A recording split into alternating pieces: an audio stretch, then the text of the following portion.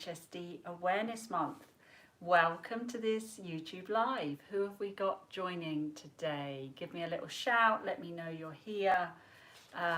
Today we're talking about exercise modifications.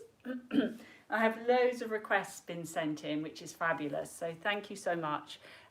We will try and get through as many of those. I've got lots of toys to show you and things that you can use to adapt your hypermobility exercises. Because let's face it, you know, there's a hello, thank you, thanks for joining. It's always nice to see people joining in. Thank you so much. And we figured out the horizontal orientation, which is even better.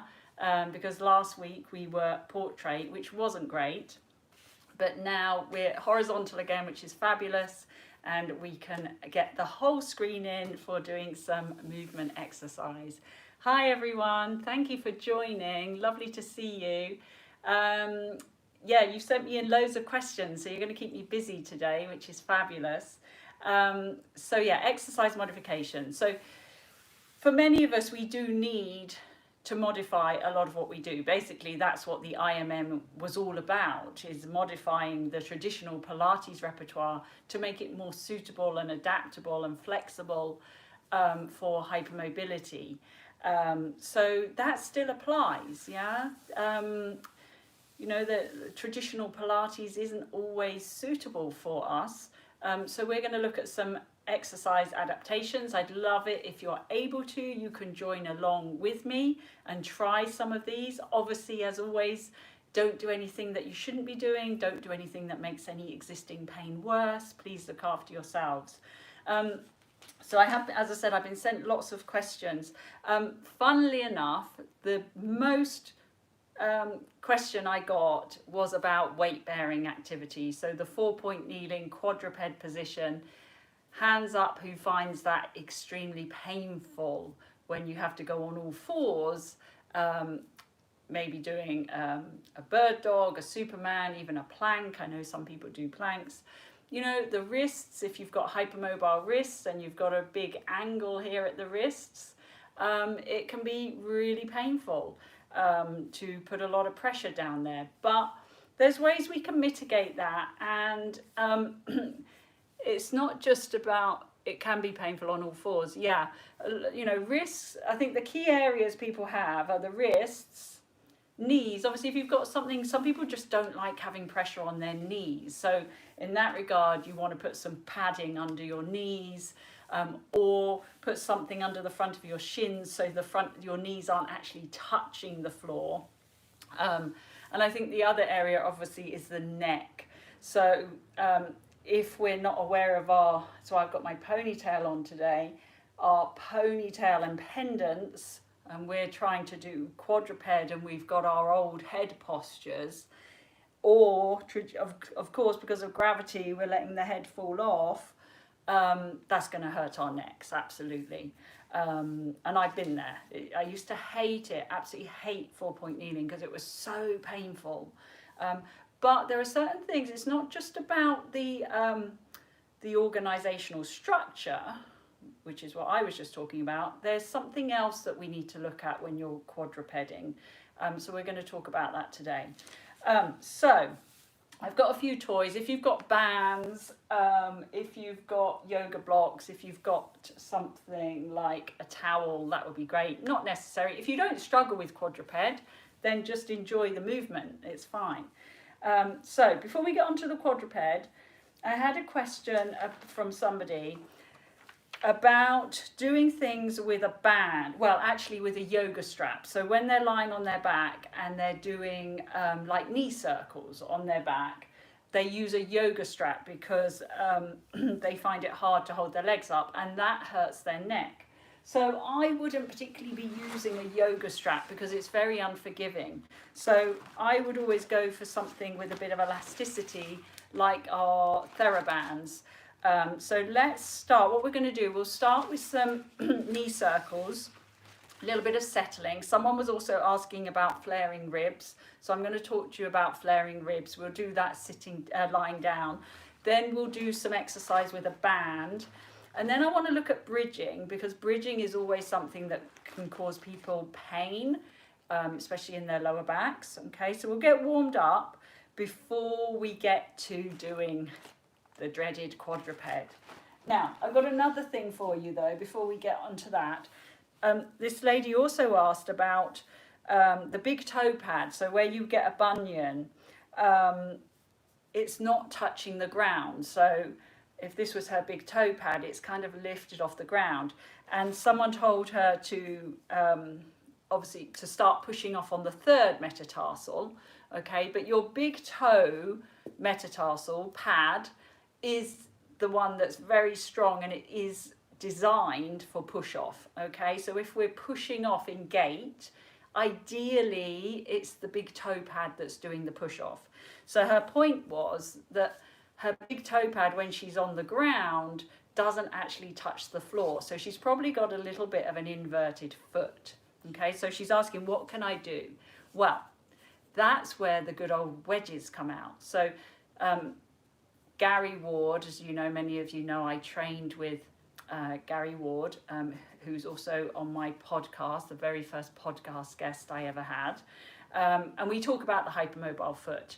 Now, he was the first person to start using these wedges. And what you do, if somebody's really struggling to get their, sorry, I've got a notification on here, I'm going to get that off. If somebody's really struggling to get their big toe pad on the ground, we give them a little bit of proprioceptive feedback by putting a wedge under the big toe pad. So the brain starts to think that your big toe pad is actually touching the ground. And so if you're struggling with that sort of slight inversion in your foot, again, you don't have to get a wedge. You could use a doorstop. You could use, a folded up towel, a folded up piece of paper, anything really, to a sock, anything.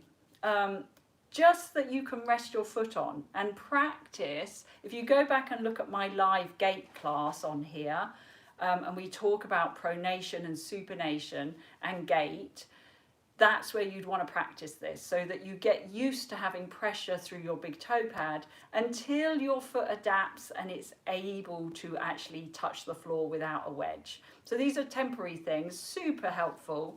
Use them all the time in my clinic. For obviously hypermobile feet, we have a lot of issues. So these are fantastic little gadgets. So if when you're standing, I talk about the tripod, the 3 points of contact, big toe pad, little toe pad and heel. If you can't find your tripod when you're standing, grab a wedge-like object, put it where you don't feel your tripod, and see if you can start to establish a tripod, because that will make your brain feel very safe about touching the ground and being upright, okay? So that's just a little bit of footy stuff, but go and look at the live foot class, because we go through that in a lot more detail and you can practice some foot exercises. Okay, so if you've got a band, grab your band if you're going to do the exercises. I'm just going to, here we're going to drop this down, hopefully. There we go. You can see I've got lots of things here. I've also got a chair. You don't need a chair, but that's just for me to demonstrate the quadruped, different options for quadruped. Just straighten this up. Okay, so if you come and lie down with your band, just have it by your side for now. This ponytail is going to get in the way now, isn't it? My ponytail is going to make my head posture not very good. So, or it's going to be extremely painful. So remove any ponytails if you have one. I'm going to try and grin and bear it. But yeah, don't recommend having a ponytail. Get rid of it. Okay, so the flaring ribs question. Lots and lots of us are like this on the mat. So I've got a gap under here. My front ribs flare. And if you've had babies, pregnancies, ribs flare even more, of course, because we've got baby here, so the ribs have to flare. And for a lot of ladies, it can be hard for that to settle back down again. It took me a long, long time. My ribs love to flare out. So don't worry about your front ribs. So just rest your hands on your ribs, but don't worry about your front ribs. So even if they are like this, trying to push them down, which a lot of people are told to do, or tuck in your t-shirt or whatever it is, slide your ribs down. That's just going to give you more tension, okay? And as you know, I'm all about removing that tension that we don't need. So forget your ribs at the front, just rest your hands on them. Close your eyes if you're happy to do so. Again, if you're somebody who's got a massive gap here, grab a small towel, put it under there, bit like with the foot, yeah? Put something under here so your brain starts to think you're already safe and touching the ground. Absolutely nothing wrong with using a little bit of a towel. So I've got one here that I'm going to use for the wrists, but I could quite as easily pop that under here if I needed it and start to feel the weight of my ribs actually touching the ground. So it's actually quite helpful to have that little bit of extra feedback. So if you're doing that, just pop that in and then just breathe. So just let the breath come and go. And as you know, if you've worked with me before, you've listened to my videos before, I'm all about the weightiness dropping through the back body into the floor. So on that exhale, gravity is at its strongest. So what I want you to do is allow gravity to draw your ribs from the back. Just let them soften into the ground. So it's almost like your exhale can be left in the back of the ribs. So as the exhale disappears, just let it kind of disperse into the back of the ribs, kind of spread out a little bit. You know, the exhale will just disappear into nothing. And then you'll feel the next wave as the inhale needs to come in.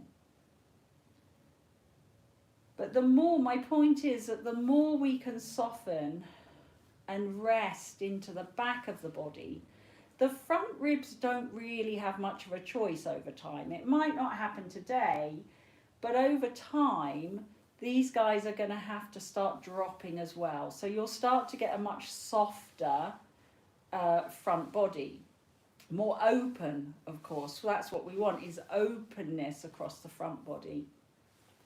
So that's one thing doing it supine. Of course, it gets harder when you come upright. I mean, we can look at this again in quadruped. But being conscious of your back body when you're upright is really, really going to help. Okay, but it takes time, because if you're used to being a little bit archy here and a bit flary, that's your pattern at the moment, and we have to change that pattern. So be patient with it. It does take time to remodel these tissues. Okay, but just be soft with it. Okay, so grab your band. So we had this question about the yoga strap hurting the neck when we're doing things like knee circles.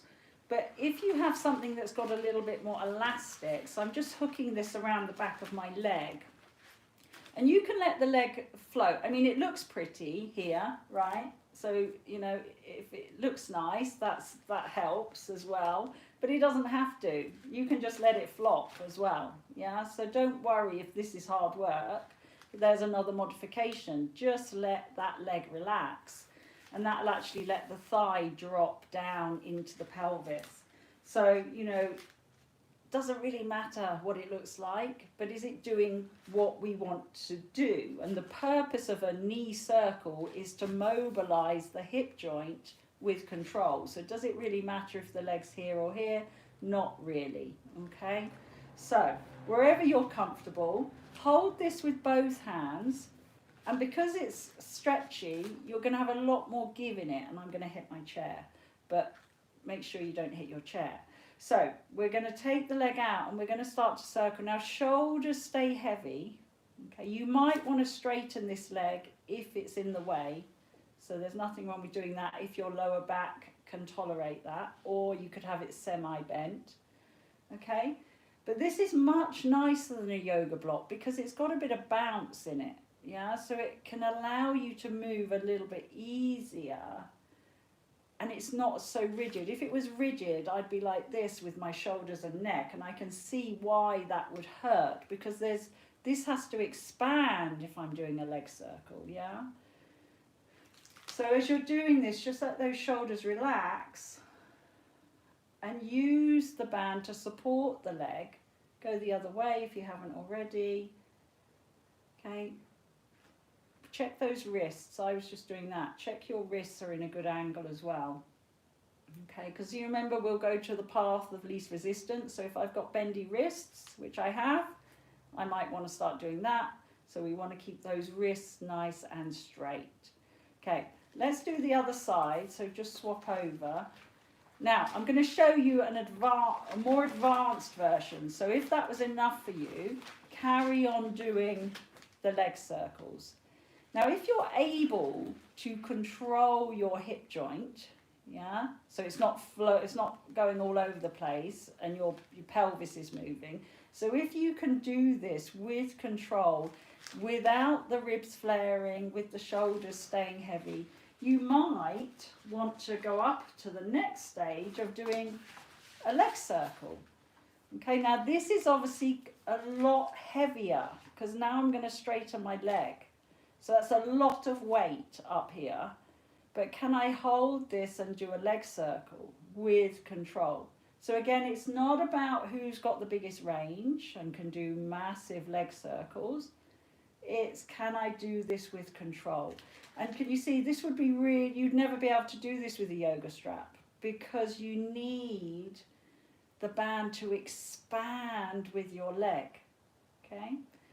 So again, if this is causing your pelvis to start rolling all over the place, then maybe we're not quite ready to take a full leg, okay?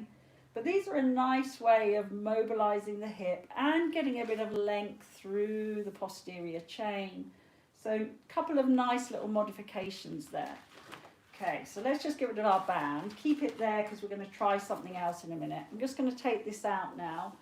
So the other exercise I wanted to look at was bridging, because that can also, we did a little bit, that was on the Zebra Club app. We had some movement snacks and we were talking about, you know, that thrusting up and causing a lot of tension up here.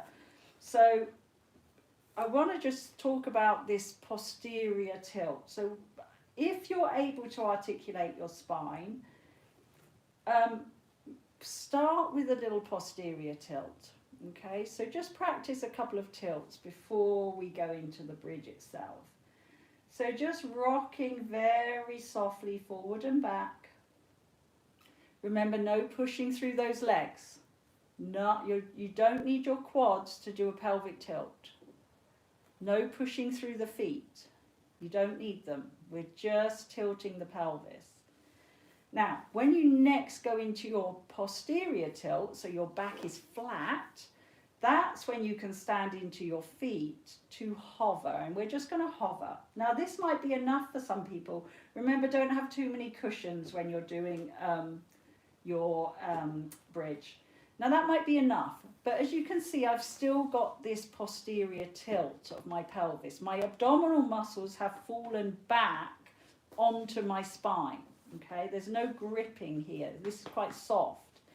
Now what tends to happen is people come up, they lose that and they end up doing something that looks like this. Now that's really not very comfortable on my back, and if I touch it, those muscles are really gripping because I've lost my posterior tilt. Okay, can you see the difference? Archy back, more curvy, natural back. Okay, so don't do that. But you might be doing that inadvertently if bridges hurt your back. So we do our tilt. So as you start to leave the ground, just check that your tail is still pointing towards the back of your knees. And the more you stand into your feet, we need to be able to maintain that posterior tilt. So it may be that you can only go to there before you want to start doing that. And that's fine. The more you can open the front body, the more we'll be able to maintain that posterior tilt. Okay, and that obviously requires the quads to open, the abdominals to lengthen. Yeah, the glutes will be working, but not because I've squeezed them. They are now just working because I'm in hip extension. That means the glutes are going to work. And then we're going to soften. Now you try and maintain that posterior tilt if you can, all the way down, and then put your brakes on. Just let the pelvis settle. Because what I often see is we do this beautiful bridge, we come down, and when we hit the ground, we do that. And we let gravity pull us into an anterior tilt. Okay, so we'll do one more. We've got to put the brakes on so the pelvis just rests into the floor, no anterior. So here we go. Remember, make this as small as you need to. So we've done our pelvic tilt. Stand into the feet and start to feel the hips opening. The legs are going this way towards your feet. Now pause, breathe, check in. Am I still in a posterior tilt? Have a little feel.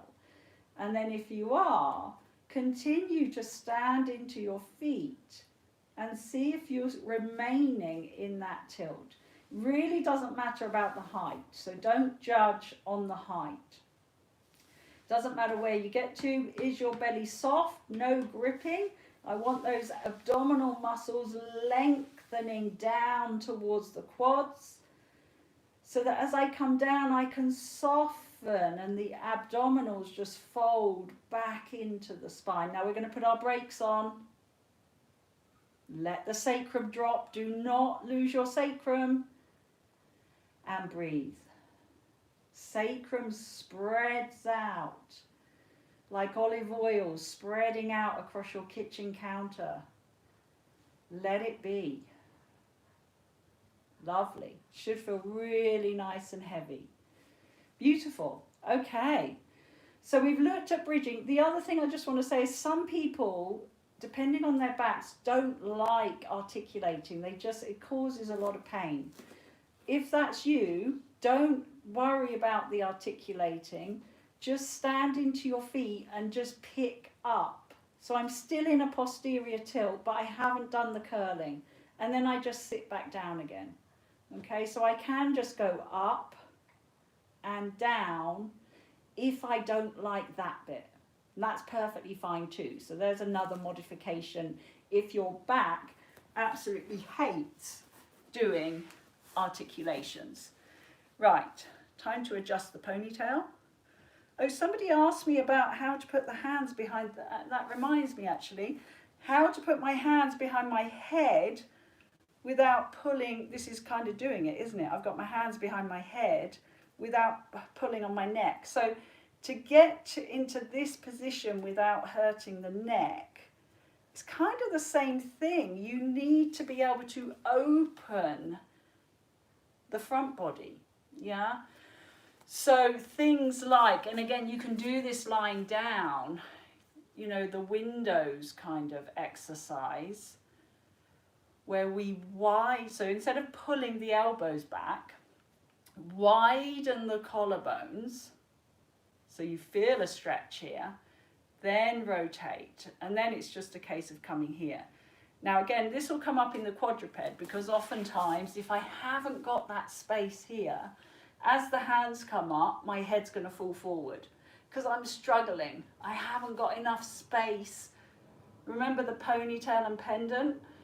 I need a ponytail. If I want to put my hands behind my head, I need a pendant and a ponytail. Otherwise, I'm going to be here. Okay, so again, good old foam roller, lying on your foam roller, opening up your chest and breathing, maybe doing some arm circles on the roller. Because if a foam roller, the beauty of lying lengthways on a foam roller is that it puts your spine into a little bit of extension. We're not conscious of it, but because of the pressure here, it opens you up. So it starts to open this up so that you can start to practice even just doing this. Can I float my arms up and bring my hands to the side of my head without coming here? Yeah. And what we're looking for is that we don't do that every time, which is so common, right? Remember the path of least resistance. If I haven't got the ability to open my chest, I will steal that movement from somewhere else. And the chances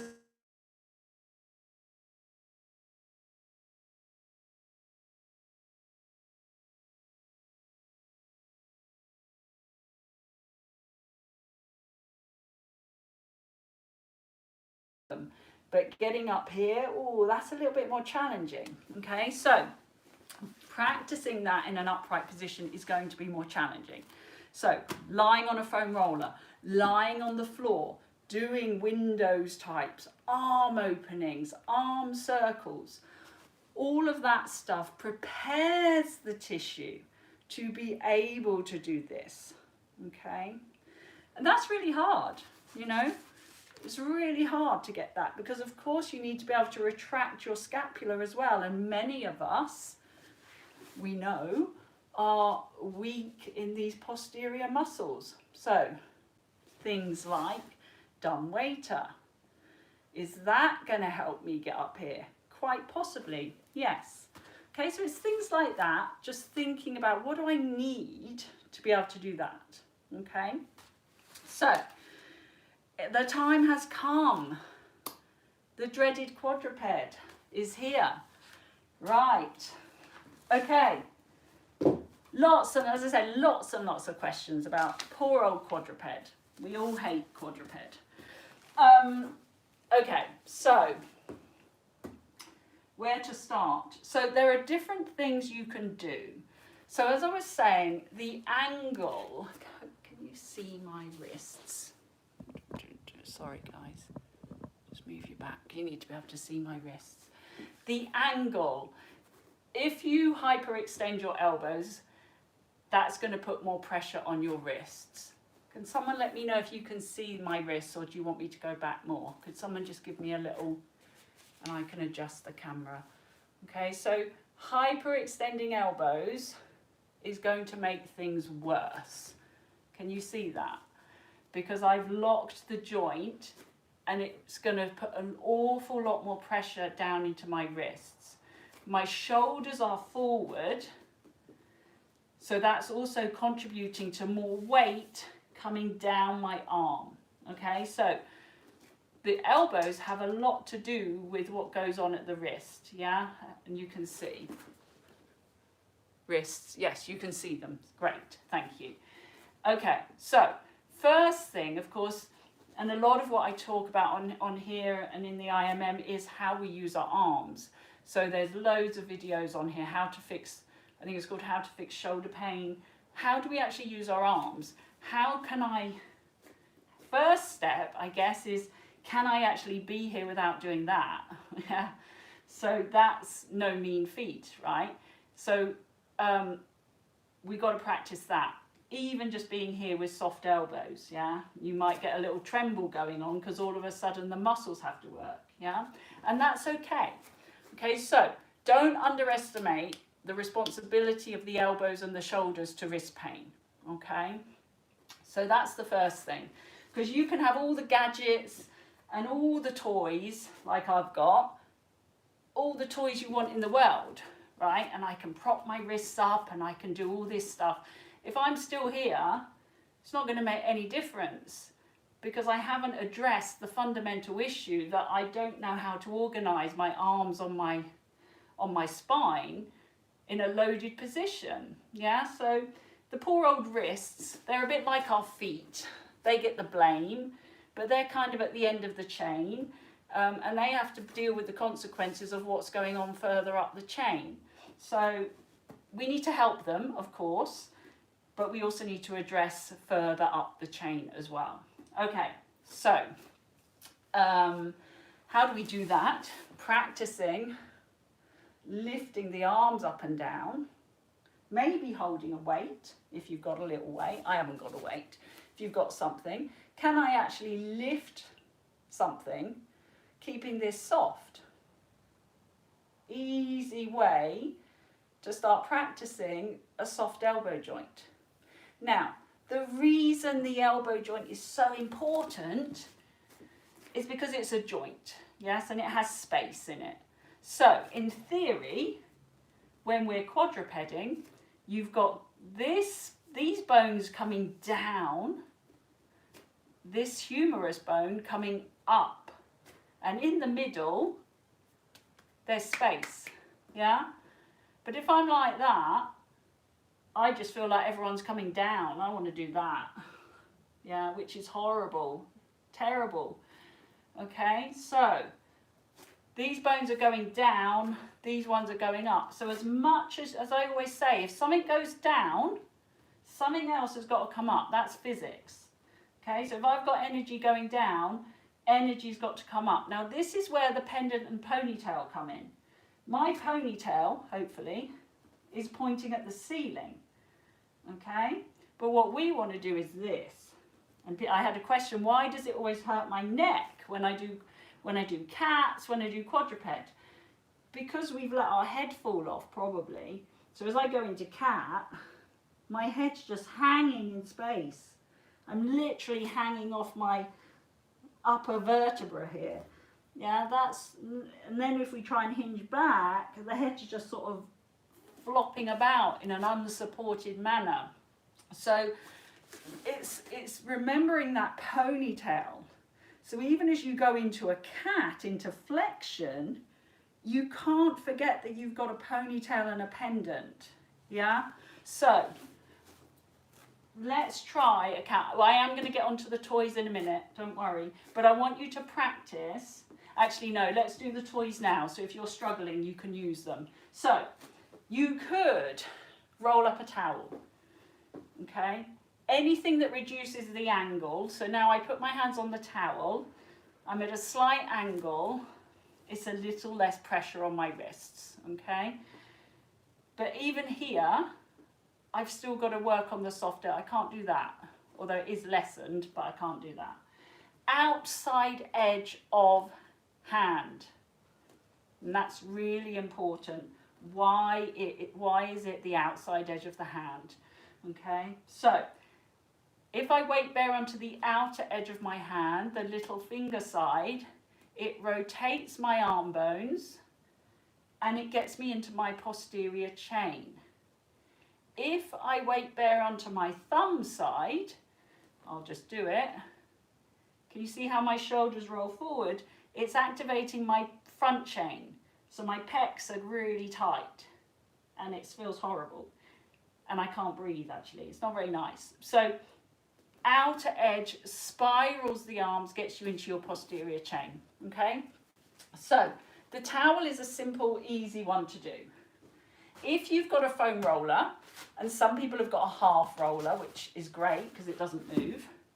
Some people like using a roller because they can adjust the angle of their wrists. Now, obviously this one is, if it's a half roller, it's not going to move.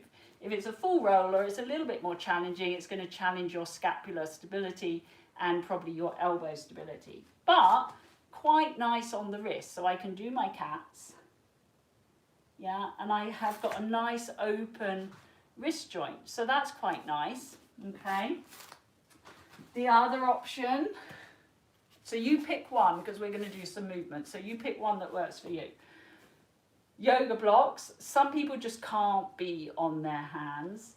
So we're going on to forearms, slightly raised up so that I've got a better, you can do it without, but it puts you at a funny angle. So I quite like being up here.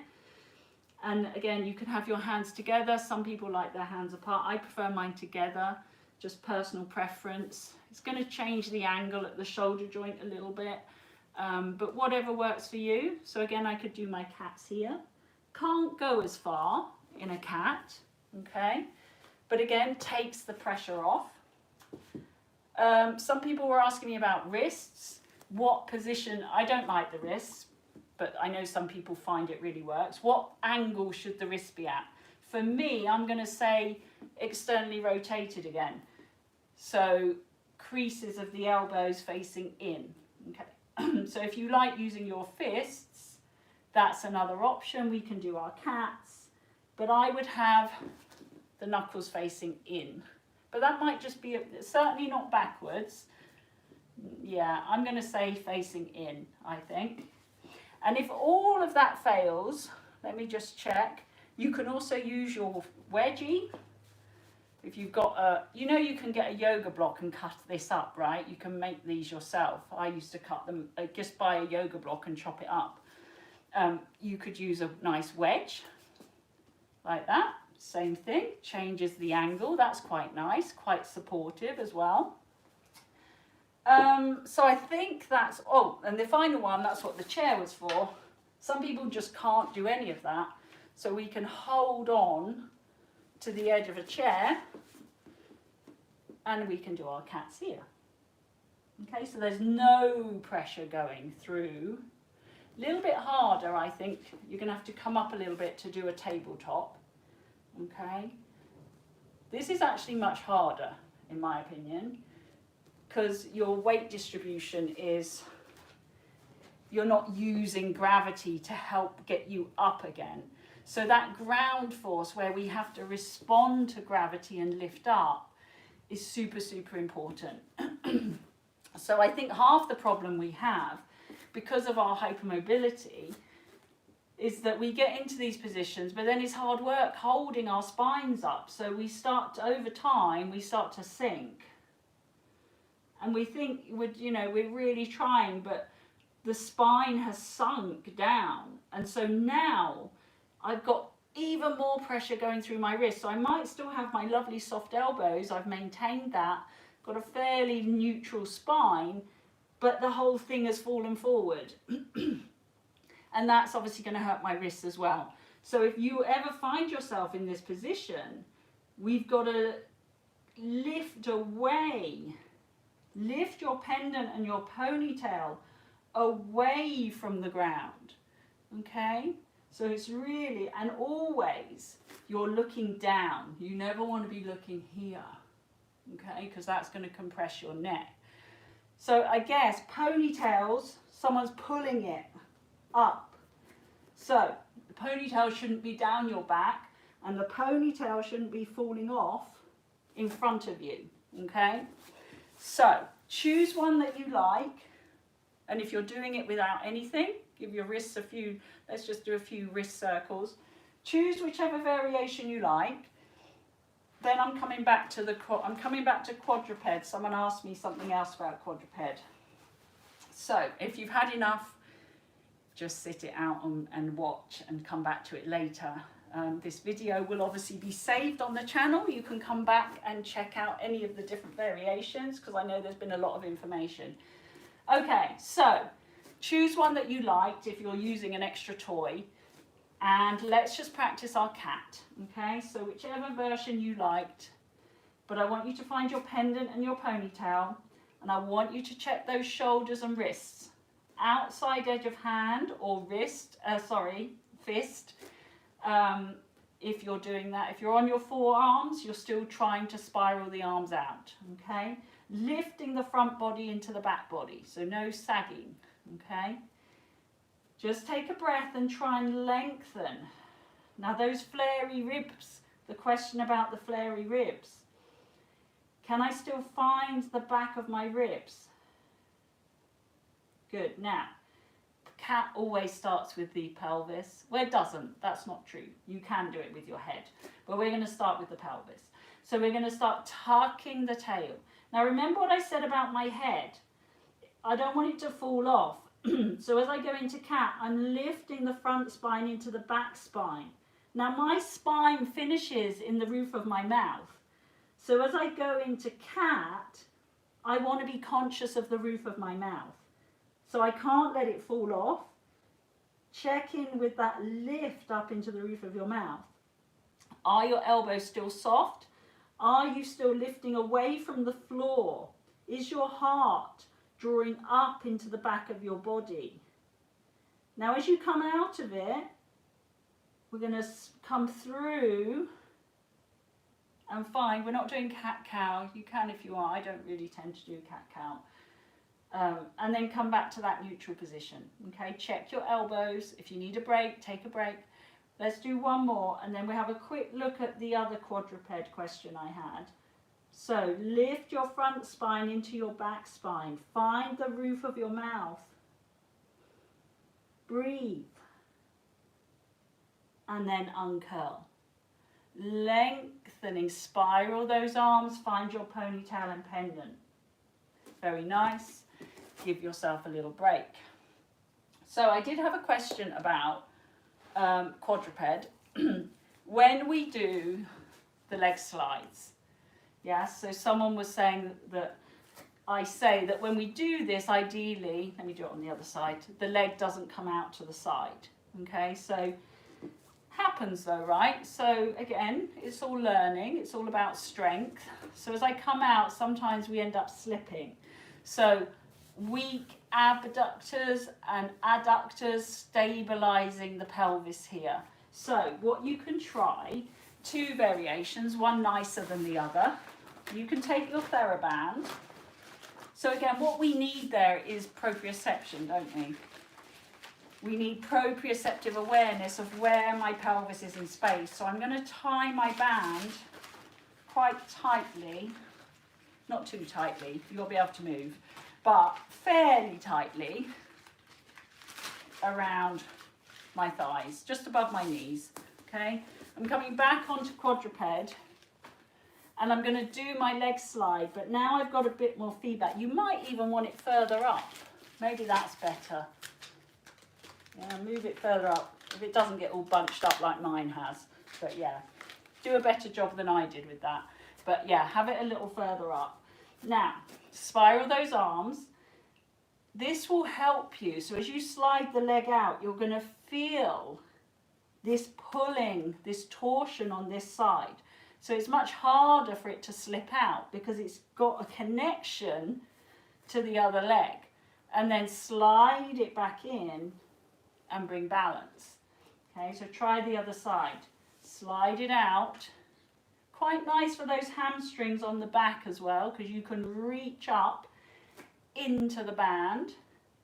Okay, but yeah, I mean, you might get a little bit of shifting if you're kind of falling over like this, but you know, there might be a tiny bit of shifting. We're trying to minimize it as best we can. Okay, so that might help just to help the pelvis understand where it is in space. Okay, so that's one option. And the other option, we do it in one of the Zebra Club classes called On the Wall. So it's quite mean, but it does the trick. You take your, I'm not going to do it because I haven't really got a wall here, but you take your yoga block, if this was a wall, and you put it against the wall, probably that way, okay? And then you come onto your quadruped. So now I can't shift because the yoga block is stopping me. So as I slide out, I can't move at all. So it really, you can only obviously do one leg at a time, but it really helps my pelvis. Oh, and your abs really kick in as well here. It really helps stabilize the pelvis. So that's another option. So you've got two modifications for helping stabilize the pelvis when you're in a quadruped position. So, I have no idea. Oh my goodness, look at the time. I'm so sorry. I keep chatting away. Any questions before we finish? Did any of that make sense? Was it confusing? Was it helpful? Thank you all for staying for so long. Yeah, we went quite a long time, but I think it was useful because there was a lot to cover there. So we've done flaring ribs, we've done a lot of weight bearing, various different ways of changing our weight bearing. We've done some bridging, and we've done the quadruped, how to keep the pelvis stable when we're moving the limbs. Okay, so I hope that was helpful. Our special EDS awareness. Oh, and we also did how to open the front body to be able to bring our hands behind our head without our head popping forward. So again, you can practice that lying down, by the way, just lying like that and resting your head in your hand. That's another way. But of course, not everyone likes that because of our shoulder joints. So look after yourself. Oh, good. I'm glad that was helpful. Yes. So we do, as I said at the beginning, we do need modifications. Do it. Good. Good hack with the TheraBand around the thighs. Good, good. Yes, don't have it too light because you won't really feel it. But obviously don't have it so hard that it's like, oh, really a struggle. So have a play with different strengths of the TheraBand and see which ones work best for you. But yeah. Oh, thank you guys. I'm glad it was helpful. So that was our second live class for EDS Awareness Month 2024. So we're halfway through, 15th of May. Pendant and ponytail. Yes, the pendant and ponytail comes from, if you go on Instagram, if you didn't see it, the neck physio who we had a live Instagram chat with. And that was actually, I often talk about lifting the heart, and he was talking about pendant and ponytail. And it's really nice because if you think about your pendant, the head is naturally drawn back into a much better alignment. So if you are someone, and a lot of us are, that we kind of collapse like this, and we get neck pain and occipital pain, learning to lengthen up really brings the head back. I did I think I've got a reel or one of the YouTube community questions, we talk about that as well, the positioning of the head when you're upright. And of course the positioning of the head is going to help affect the positioning of the ribs as well. Remember, everything is connected. We can't really address one thing without addressing other things, yeah? We can't work in isolation. It's just impossible to do so. Good. Thank you all so much for your lovely comments. I really appreciate it. So yeah, this is saved on the YouTube channel if you need to come back and check any of those modifications. But yeah, lovely. So I'll see you again soon. Community questions next week. Let me know if you've got any other questions in the comments below, and I can answer those after this class. Okay, have a great day. Thank you for joining me. Have a great evening. Have a great rest of EDS Awareness Month, and I hope to see you very soon. Thank you guys. Always a pleasure. I love doing these events because you're always so I can't say the word, but you always participate so well. So I love it. So thank you so much. It's so nice to be part of this community. So great stuff, guys. Take care, and I will see you very soon.